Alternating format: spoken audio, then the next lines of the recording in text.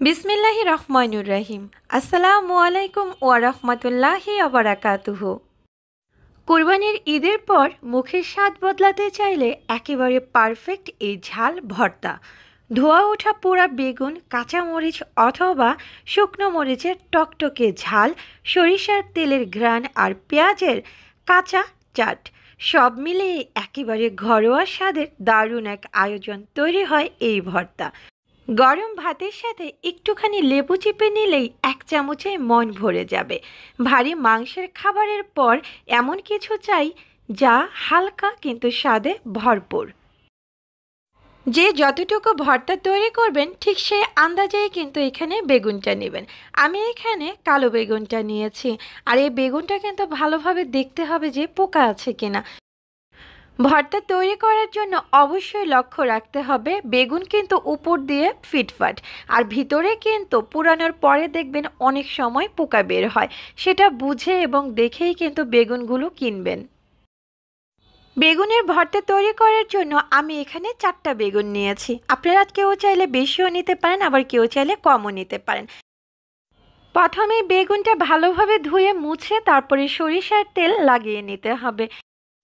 এবার চুলার উপরে আমি একটা স্ট্যান্ড বসিয়ে এক এক করে বেগুন দিয়ে দিচ্ছি। প্রথমে আমি 3টা বেগুন দিয়েছি। আর যখন নাকি বেগুন পোড়াবেন তখন কিন্তু চুলার আঁচ লোতে রাখতে হবে।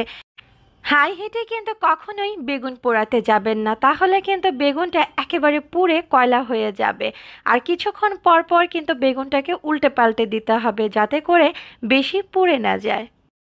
একটা বেগুন কিন্তু আমার সম্পূর্ণ পোড়ানো হয়ে গেছে, সেটা তুলে আমি বাদবাকি বেগুনটাও একইভাবে পুড়ে নিয়েছি। এবার আমি একটা প্লেটে 1 কাপ পরিমাণ পেঁয়াজ কুচি, হাফ কাপ পরিমাণ ধনেপাতা কুচি আর সবগুলো বেগুন খুব ভালোভাবে দেখে পরিষ্কার করে নিয়েছি।